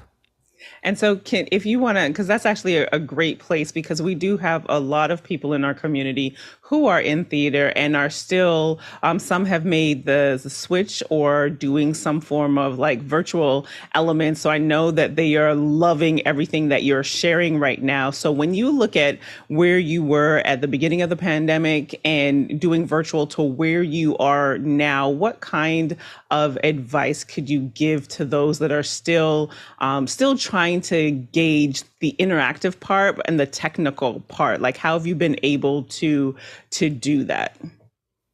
Well, it's thinking about the production. It's thinking about the show in a in a creative way, where the mindset of executing a show. Okay, we have a show that was written as Natasha's dream for in-person audience. Now that you're in a different set of rules, in a different environment, in a virtual environment, you have to change the show. Just like you have to change the show being in a 500-seat theater that's in the round versus in a theater that's straight on, where the effect of the audience is completely, the way the audience is impacted is completely different. So it's the difficult thing about it is replicating. Right. You can't really replicate. You have to recreate and reimagine what theater, whatever this is every time anew. And that's the mindset that I think great directors have, that I'm trying to copy. But I would love to talk about more stuff, because going from Zoom into Unity and then Unreal, and then joining with in-person and virtual productions at the same time is our path forward. So if you don't mind, may I skip through the next? Okay, awesome. All right. Then we'll go to Alex has a question afterwards. We'll get to a couple more slides and then we'll get to Alex. Sure. Let me go. So this was the next production. It was called ChekhovOS operating system. So this was done in Unity, and you can see the audience so this was, the convention was that this is a computer, an old computer that was found that belonged to Chekov, and there's no way that could have happened because Chekov passed away in 1904. So we were playing with this idea, and the audience, there's a wheel, and the audience no longer are they in Zoom boxes, but they're put on a moving object in Unity, and audience vote on their phones, which is hooked up to Unity through webhooks that impacts what happens in the show. So they come up, they turn on this wheel, they choose what they want to see. In this particular choice, in this particular scene, when they choose, there is only one play that we did, which is Cherry Orchard. So it was kind of rigged. But she was also the person that was live, the actress that was live. This was done now in my green screen studio. So we converted the 55-seat black box theater into a green screen studio that you're in right now, virtually with me. So now this is being done in a green screen studio live, into using asymmetry keying into Unity, and people voting with their remote controls / phones. And the next slide is here's some of the things that people saw. There were screens that came up, and Mikhail Baryshnikov played Anton Chekov, and Jessica Hecht from Breaking Bad, you may know her, played the lead, Madame Ranevskaya. These are some of the virtual environments. There was only one live actor, but the scenes that were chosen to play were by the audience. And then we also had a live fish that chose a scene. Because the idea of the pandemic and the idea of Chekov, 2 words about Chekov. Chekov, when he was writing this play, he was a doctor. All his life, and he was dying most of his life because he was sick with tuberculosis, and the idea of agency or lack of agency was something that kind of are in all his plays. So what's a way that I can express that through a virtual production? You choose the next scene. They choose the next scene. We vote on what happens. The fish chooses the next scene, and it doesn't matter. In the end, the result is the same. And we went, one of the most interesting experiences, by the way, New York Times came to this too and gave it another critic's pick. But the most interesting experience was when we performed at a gaming festival. People that have no idea who Chekov is or what this is, this was the most live audience that I've ever had in theater. Because what was interesting, we were using ZoomOSC as a side narrative, which is also not possible to do with live theater, as chat. So each individual audience member would get private chats on Zoom, and they would reply back. And at the end of this, at the end of the show at the gaming festival, it was like a Twitch stream. It was non-stop texting, non-stop chatting. They were talking to characters and would argue with the characters directly, which is something unprecedented in theater. It's so beautiful. And then they were like, this thing is rigged. We're coming back next time. We're gonna vote again. How did you vote? This is something you can't get in live theater. Such live emotion, such live feedback.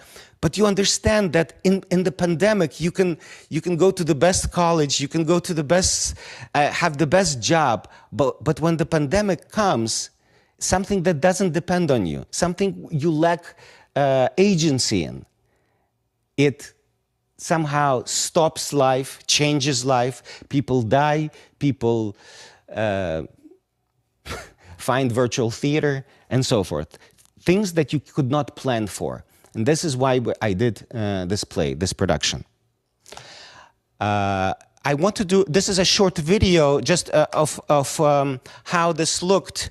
This is a part of the trailer that I cut parts of, and you could see here the characters are dropping down, and people were able to control, like in a video game, where the characters went, left or right.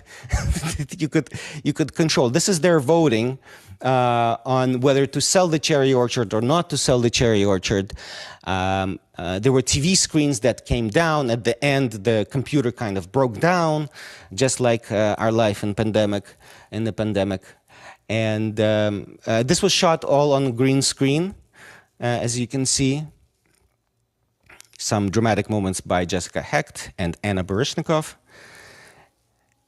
And this is our pandemic with the masks and the game over. So before I continue, any questions? Alex?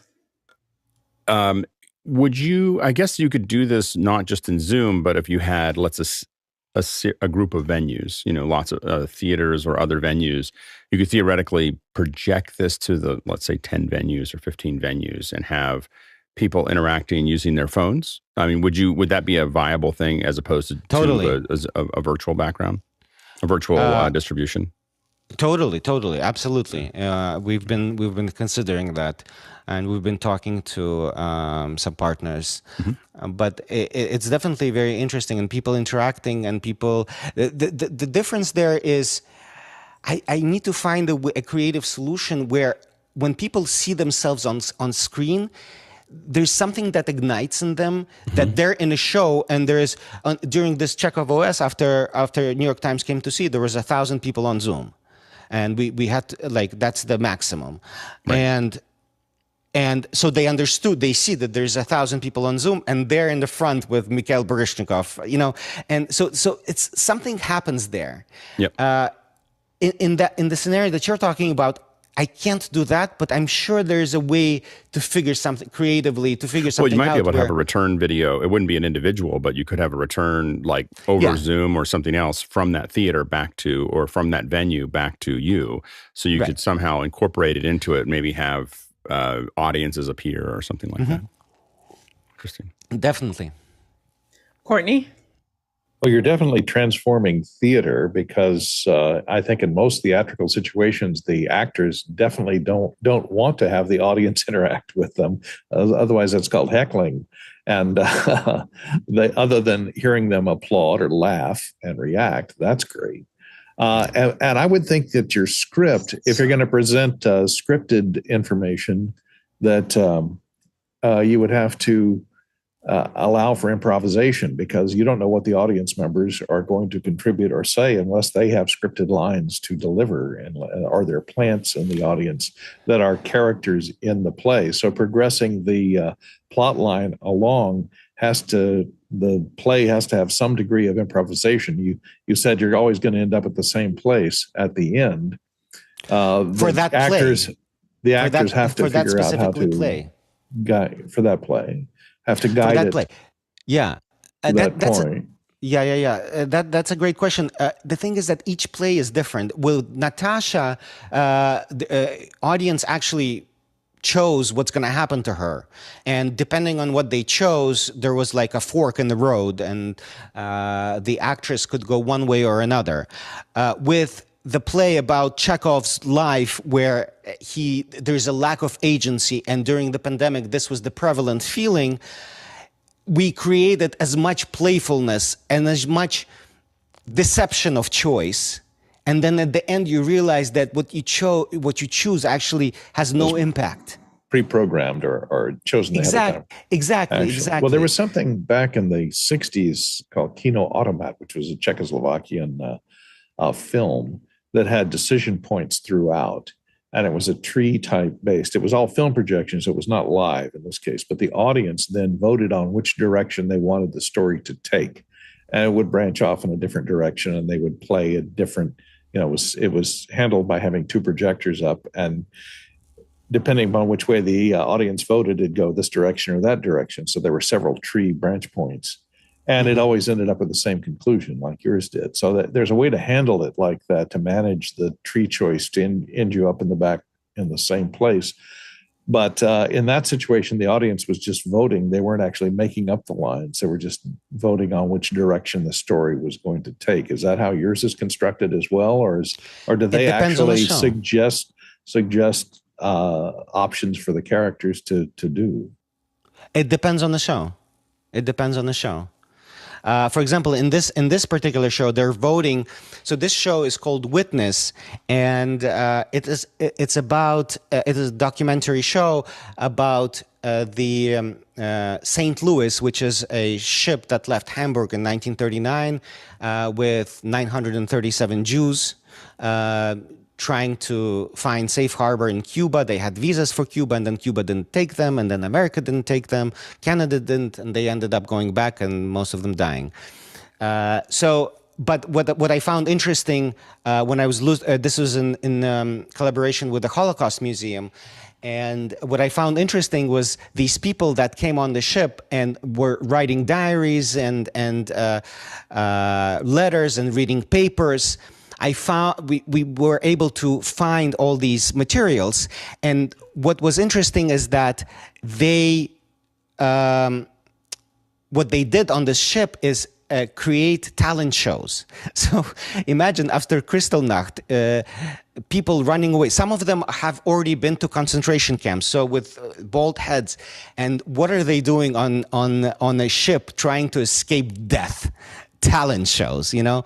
So this actor was live. We created everything in Unreal, used Ximmetry, and streamed it live with. And in this case, they were voting on each talent show, on each number, and they were asked to come on with drinks because they would be toasting. It's as if they're part of this boat, a part of these unwanted people in this place, voting and enjoying their time before realizing that things are not going to go great. So I wanted them to feel that. There were 3 acts in this show, and first act was the talent show. Second act was a 7-minute audio-only piece recorded with binaural microphones. An audience was asked to sit with their right ear to the wall, to the door. And I don't know if you've ever experienced binaural microphone. I'm sure you have. It was the head that we rented, and we did some recordings. It was probably the most impactful things. We asked audience to turn off the lights in the room and sit with the right ear to the door, and it was basically like they were sitting in a what is it called? The room on a ship. What are they called? The rooms Cabin. Cabins, exactly. Sorry. English is a second language. Cabins. So they were sitting in cabins and hearing what's happening outside when they arrived in Cuba, and people didn't want them. There were riots, there were newspaper articles, there were people walking by, somebody trying to commit suicide, somebody laughing, and all of this, and a psalm as well. And all of this created this atmosphere. Also, it's a way to get into the house of the audience member and change the way that they perceive the content, because now you are influencing how they are perceiving this. And a lot of people have done this because their cameras also were it came up on the screen on the stage. And so they knew they were a part of it. You could see that a lot of them have wine glasses. They're toasting, and then later in the show, these pictures, their pictures come up in picture frames, and actors. The main character talks to them directly, and so this was the Unreal Engine boat. And I wanted to show you a small clip of what happened. We were doing the show during the Colleyville siege in Texas of a synagogue. If you remember, this was a year and a half ago. There was a siege in Texas. A terrorist came in, and so we saw this on our it was on our TV here at the studio, and the actor was preparing to go on stage, and there's a point in the third act where the actor goes into a cabin like this. He goes into the cabin and sees the audience members projected on walls around him, and this was a live moment, also done through Ximmetry. And we decided to pull in the live news feed and project it onto the four walls of the cabin, because this is what the show is about. It's about anti-Semitism, it's about hate, and this is happening right now. So some audience members actually found out about what's happening on the news through doing this show. Wow. And this is the moment here. I had to go through a lamp because it's from recorded to live, and here he's in the room, and this is the live news. Oh, wow. And you said that this was done through Unreal Engine, correct? Unreal Engine and Ximmetry, yeah. Okay, and so now, Igor, there are questions piling up here. We're going to transition so that you can answer. The panelists, we've had a great time asking you questions. Now it's time for our producers. So, Robert, go ahead. Next question. Andy Carluccio from San Francisco writes, Igor, all of us at Liminal were so excited in 2021 when you shared your success story and how you use ZoomOSC. What lessons from projects like yours should producers consider in a post-pandemic world?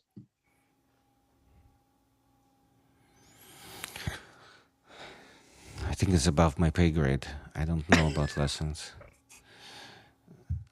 I don't know about lessons. It's about thinking outside the box. The pandemic created a great challenge, but with it a great opportunity to affect more people. I mean, there's no way that I could have traveled to 55 countries with these shows. We just did a big presentation, by the way, a big presentation in Israel on Witness, and I was talking about this story that I just told you.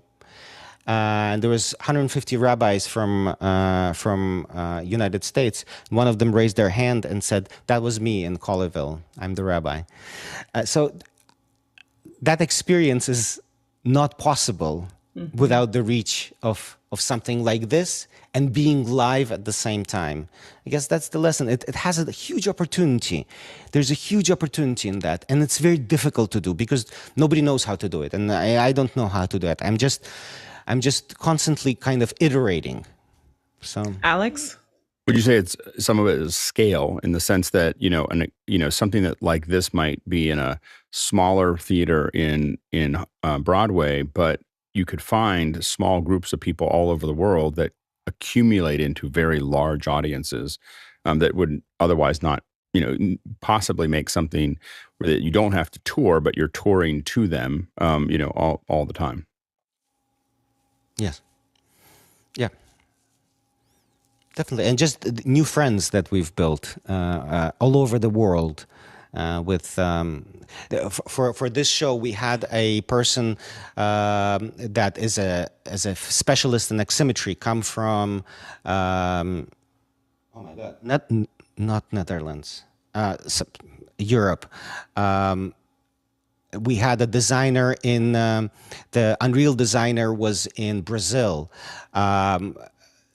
Other designers were in Ukraine, and so forth. So it was a team that collaborated from all over the world, and it's also something unique. You don't get to exchange experiences and knowledge with people from all over the world when creating something like this. Next question. From Kirsten Ostenkamp in Germany, what are new possibilities that the virtual production world offers with regards to how to affect and interact with theater audience?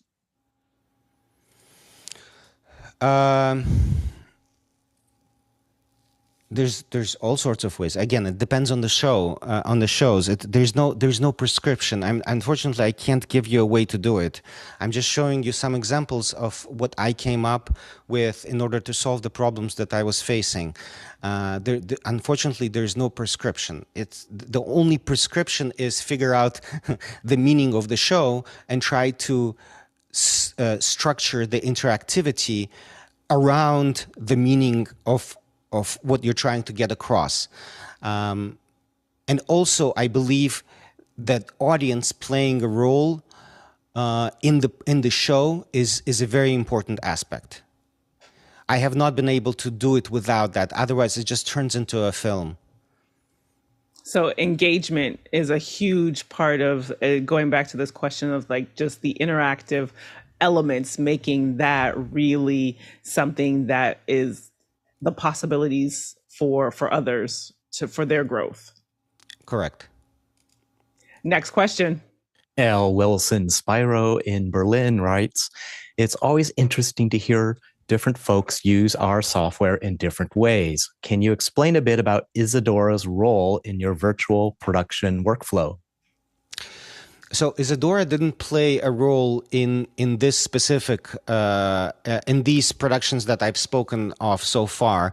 It had in the latest two productions, because in the latest two productions were mixing the virtual audience and the real audience, an in-person audience. So the pandemic had finished, and we were doing the next. We did this off-Broadway show, Orchard, at the Baryshnikov Art Center, and it was at the same simultaneously in-person and virtual.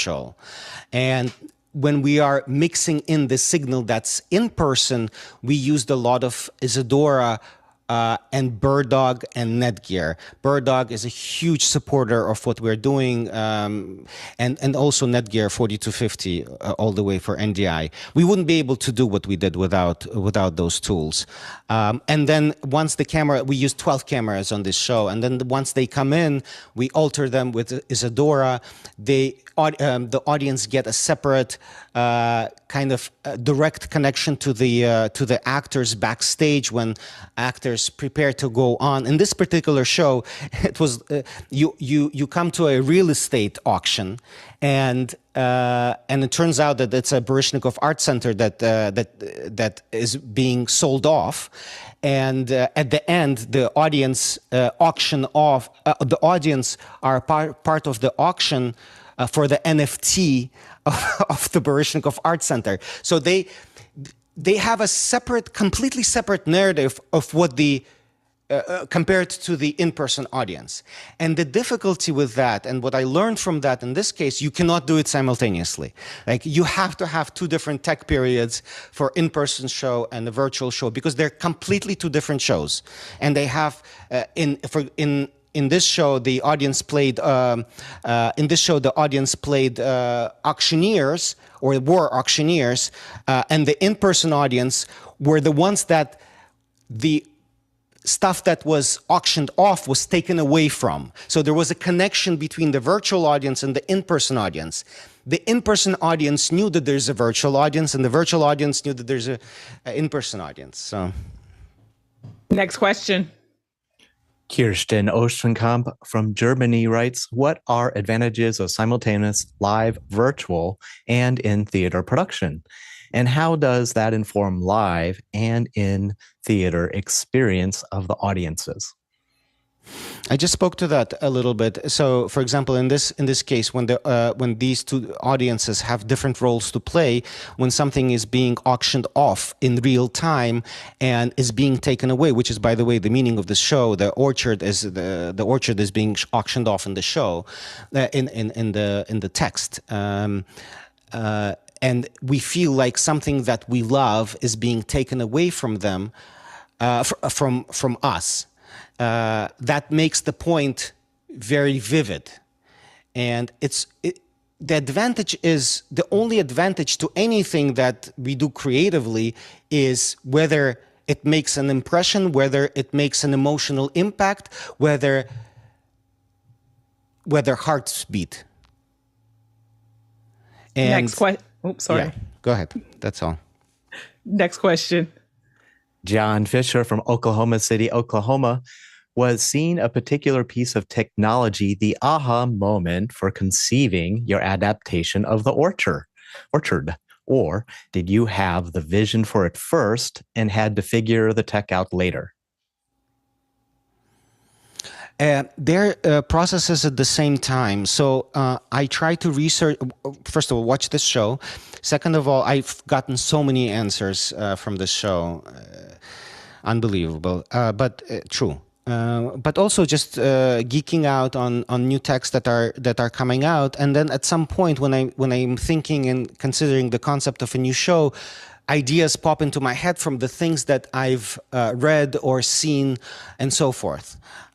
So it's kind of a process that you have to be aware of the tools that are available, and then find the best tools to express what you're trying to express.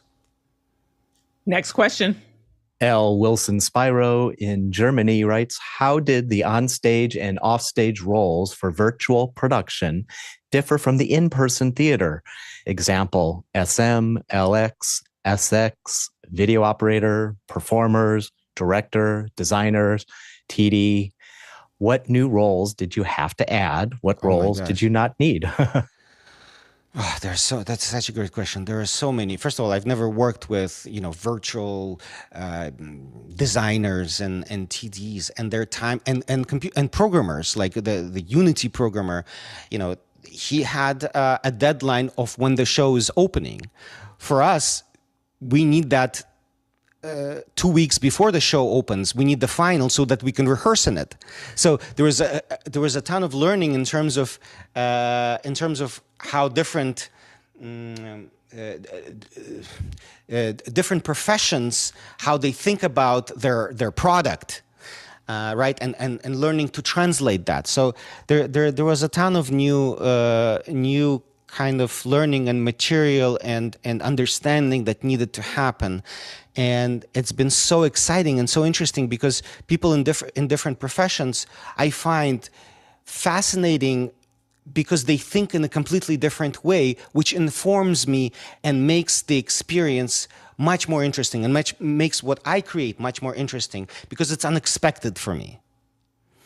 Next question. Dave Kaufman from Vancouver, British Columbia. Igor, do you think that hybrid theater has a future to it? Is it too much of a compromise to try to engage both remote and in-person audiences?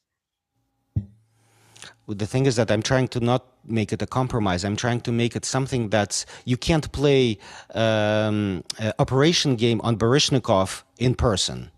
You can only do it virtually. Next question. Next question. Talak Lopez, Waterman, Brevard, North Carolina. What was your delivery method? Just Zoom? Also YouTube? Did you sell tickets? Yes, we sold tickets. Yeah, all of these tickets sold. So we use Millicast / Dolby for delivery.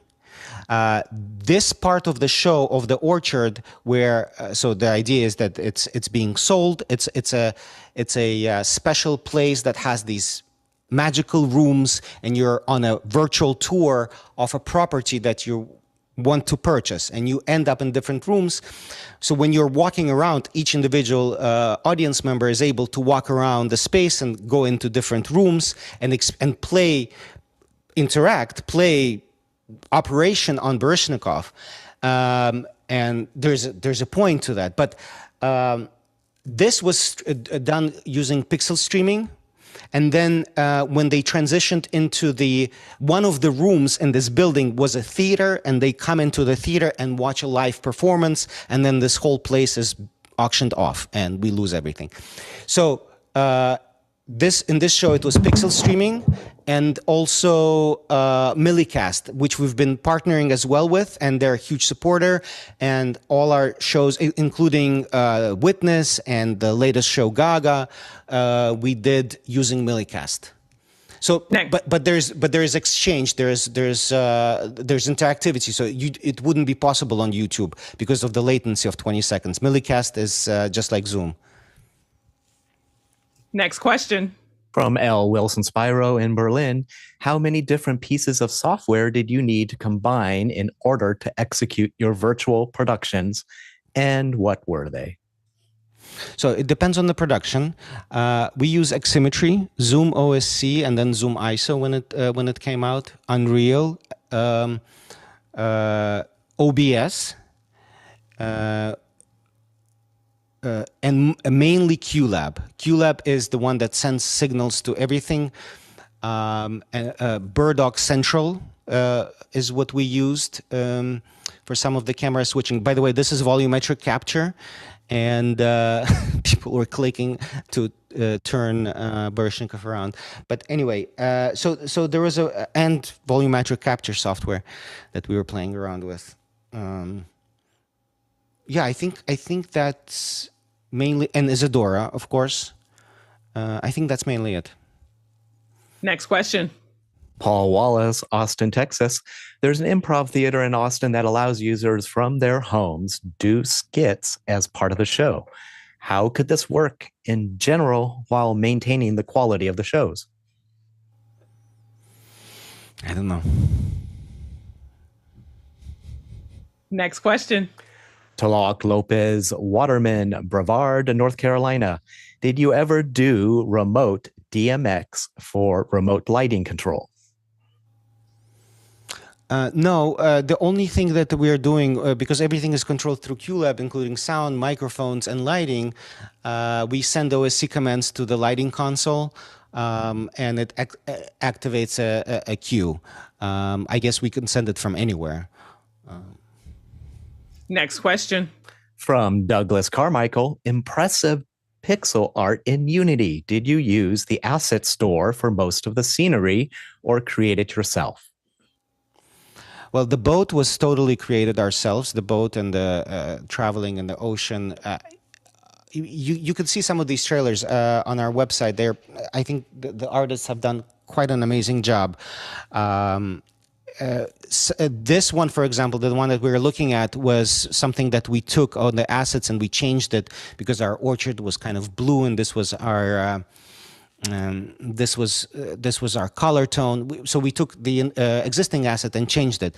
In the windows, by the way, right now it's a picture of Chekov, but there were as the train was riding, there are pictures of people's faces riding by.